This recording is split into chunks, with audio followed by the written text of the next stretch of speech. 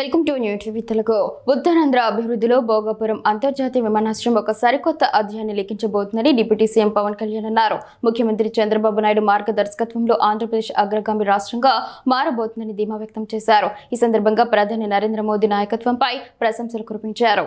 ప్రధాని మోదీ 140 కోట్ల మంది ప్రజల ఆకాంక్షలను నెరవేరుస్తూ దేశాన్ని వికసిత్ భారత్ దిశగా వేగంగా నడిపిస్తున్నారని పవన్ కొనియాడారు. ఆయన నాయకత్వంలో దేశం ప్రగతి పదంలో దూసుకుపోతోందని పేర్కొన్నారు. ఈ సందర్భంగా ప్రధాని మోదీ ఎదుర్కొన్న విమర్శలను పవన్ గుర్తు చేసుకున్నారు. గతంలో ఢిల్లీలోని జంతర్ మంతర్ వద్ద ప్రధానిని కొందరు విమర్శిస్తున్నప్పుడు తాను చాలా బాధపడ్డానని తెలిపారు. ఎన్ని అవమానాలు ఎదురైనా వెనక్కి లాగే ప్రయత్నాలు జరిగినా మోదీ ఎక్కడా భయపడలేదని ప్రశంసించారు.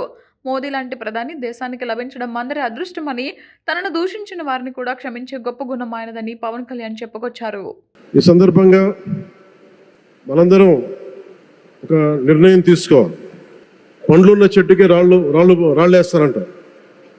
కష్టపడే కుటుంబ సభ్యుడు, తండ్రి కావచ్చు, పెద్ద కొడుకు కావచ్చు, అందరూ అతని మీద పడతారు.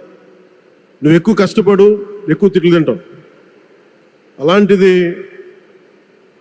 మనం ఎలాంటి పరిస్థితుల నుంచి వచ్చాం? భారతదేశం ఒక పరిస్థితిలో బంగారాన్ని కూడా తాకట్టు పెట్టుకునే పరిస్థితి వచ్చింది. అలాంటి పరిస్థితుల నుంచి దశాబ్దం పైనుంచి మూడోసారి ప్రధానమంత్రిగా ఆయన ఈ రోజున మన దేశాన్ని నడిపిస్తూ ఉన్నారు. అలాంటి ప్రధానమంత్రిని చాలామంది ఆయన మీద మాట్లాడుతూ ఉంటే, ఆయన్ని అనకూడని మాట్లాడుతూ ఉంటే నా గుండె కదిలించేసింది. నా కన్నీళ్ళు వచ్చినాయి, బాధ వచ్చింది. దేశం కోసం కష్టపడే వారికి చివరికి మనం ఇచ్చేదే. కొత్త తరానికి ఏం తెలుసు? ఆయన పడ్డ కష్టం. ఒక్క రోజు కూడా సెలవు తీసుకోలేదు మన ప్రధానమంత్రి గారు. ఈరోజు పెట్టుబడులు వస్తున్నాయి మనకి, ఒక్కరోజు కూడా సెలవు తీసుకోలేదు. శత్రు దేశాలు, మన అభివృద్ధికి ఈర్ష్యపడే పశ్చిమ దేశాలు, వీటన్నిటినీ తట్టుకొని ఒకవైపు విదేశాల్లో ఉండే శత్రువులతో పోరాడాలి, దేశాన్ని అభివృద్ధి పదంలో తీసుకెళ్దామంటే అంతర్గత శత్రువులతో పోరాడాలి. అలాంటి వ్యక్తికి మనం ఇవ్వగలిగేది కేవలం మేమున్నాం, మీ వెంట, మీ మీద మాట పడితే అది మా మీద పడ్డట్టే, అదే మనం వారికి ఇవ్వాల్సింది. నిజంగా ఆయన జంతర్ మంత్రులు అన్ని మాట్లాడుతూ ఉంటే నేను ఈ రోజున ప్రధానమంత్రి గారికి ఒకటే ఇస్తున్నాను: మిమ్మల్ని కొట్టే నాయకుడు లేడు ఈ భారతదేశంలో, రాబోడు. కానీ మీరు పడ్డ శ్రమ, మీరు పడ్డ కష్టం ఎవరు తీసుకోలేరు. ఎన్ని బాధలు పడ్డా, ఎన్ని దెబ్బలు తిన్నా ఈరోజు మనం గర్వంగా చెప్పుకుంటున్నాం. మన ఉత్తరాంధ్రకి ఎయిర్పోర్ట్లు వచ్చినాయి, ఇన్ని లక్షల పెట్టుబడులు వచ్చింది ఆంధ్రప్రదేశ్కి. కానీ ఇవన్నీ తట్టుకొని చెయ్యాలి అంటే 144 కోట్ల తాలూకు ప్రజల ఆకాంక్షల్ని ఎంతోమంది వెనక్కి లాగుతున్నా, ఒకళ్ళు ముందుకు తీసుకెళ్లాలంటే ఎంతమంది తిడుతున్నా, విమర్శిస్తున్నా తీసుకెళ్తున్నారంటే ఒకే ఒక నాయకుడు ప్రధానమంత్రి శ్రీ నరేంద్ర మోదీ గారు. నేను ఎందుకు తపన పడ్డాను, నేను అలయన్స్ కోసం ఎందుకు తపన పడ్డాను, మీ నాయకత్వం మాకు కావాలి ఎందుకు తపన పడ్డానంటే, ఈరోజు ఎయిర్పోర్ట్ ఆపేశారు. ఒక చిన్నపాటి ఎర్ర బస్సు కూడా రాని చోట ఎయిర్పోర్ట్ అవసరం లేదన్న వ్యక్తులకి సమాధానం ఇదే.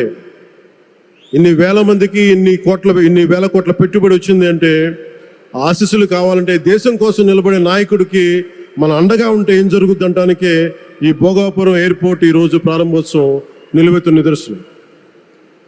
ముఖ్యంగా 25 సంవత్సరాలు లోబడి ఉన్న పిల్లలున్న ప్రతి ఒక్కరికి కూడా నేను ఈ సందర్భంగా తెలియజేస్తున్నాను: పిల్లల్ని సరైన దారిలో పెట్టడం, సరైన సంస్కారాలు నేర్పించడం చాలా చాలా అవసరం. ఈరోజు పొద్దున్నే ప్రధానమంత్రి గారి స్టేట్మెంట్ చూశాను.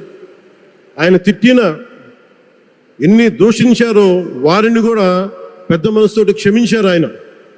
అలాంటి ప్రధానమంత్రి గారికి మీ పాదాలకు నేను నమస్కారం తెలియజేస్తున్నాను. నిజంగా మీ ఉన్నతి, మీ ఔన్నత్యం ఈరోజు చాలా చాలా స్ఫూర్తిదాయకం. భారతదేశం మీ అందరికీ కూడా, ప్రజలందరికీ కూడా, ఆంధ్రప్రదేశ్ ప్రజలందరికీ కూడా దేశ ప్రజలందరికీ కూడా ఒక నాయకుడి కష్టాన్ని మనం వెంటనే గుర్తించలేం. ఆయన ఎంత తపన పడుతున్నారు. ఒక కుటుంబాన్ని నడపడం ఎంత కష్టపడుతున్నాం. 140 కోట్ల మంది ప్రజలు నడపడం ఎంత ఆషామాషి వ్యవహారం కాదు. ముందుకు తీసుకెళ్లే నాయకుడికి తెలుస్తుంది. అలాంటి వ్యక్తికి మనం ఏమి ఇవ్వగలం. దేశాన్ని నడిపించడం అంటే రామకార్యం లాంటిది. హనుమంతుడు లంకకు లంఘించినప్పుడు అనేక అవాంతరాలు వచ్చినాయి, అనేక అడ్డంకులు వచ్చినాయి. రామకార్యం చాలా గొప్పది. అలాగే ఈరోజు ప్రధానమంత్రి గారు దేశాన్ని ముందుకు నడిపించేది బృహత్ కార్యం, చాలా మహాకార్యం అది. అలాంటి వ్యక్తికి మనం ఇవ్వగలిగేది, హనుమంతుడికి మనం ఏమి ఇవ్వగలం? నువ్వెంత గొప్పగా లంఘించావు, ఎంత కష్టపడ్డావు. ఏ దేవతకైనా ఇవ్వాల్సిన స్తుతే. వాళ్ళు మన నుంచి ఏమి కోరుకోరు. ఒక తల్లిదండ్రులకి మనం ఏం కోరుకోరు. అమ్మ నువ్వు మా కోసం కష్టపడ్డావు, నాన్న నువ్వు మా కోసం కష్టపడ్డావు అని. అలాగే ఈ దేశ ప్రధానికి, సెలవు తీసుకోకుండా పనిచేస్తున్న ఈ దేశ ప్రధానికి మనం ఇవ్వగలిగేది, మీరు మా కోసం ఎంత కష్టపడ్డారు, మీరు మా కోసం నిరంతరం ఎంత శ్రమ తీసుకున్నారని చెప్పడమే మనందరి కర్తవ్యం. అలాంటి గౌరవ ప్రధానమంత్రి గారికి మనస్ఫూర్తిగా మీరు అనుకున్నంత కాలం అధికారం మీరు వద్దంటే వదలాలి, కానీ అధికారం మీ చేతుల్లోనే ఉంటుంది. దానికి మేమందరం నిరంతర కృషి చేస్తామని తెలియజేసుకుంటూ, భారతమాత ముద్దుబిడ్డ మన ప్రధానమంత్రి నరేంద్ర మోదీ గారికి ధన్యవాదాలు తెలుపుకుంటూ, ఒక్కసారి ఆయనకి ఇవ్వగలిగేది భారత్ మాతకి జయజయలు చెప్పుకుంటూ సెలవు తీసుకున్నాను. భారత్ మాతాకి, గౌరవ ప్రధానమంత్రి గారికి మరోమారు ధన్యవాదాలు తెలుపుకుంటూ, మీ ఆశీస్సులు మా అందరికీ కావాలి, రాష్ట్రానికి కావాలని తెలియజేసుకుని సెలవు తీసుకున్నాను. జై భారత్ అండ్ జై హింద్.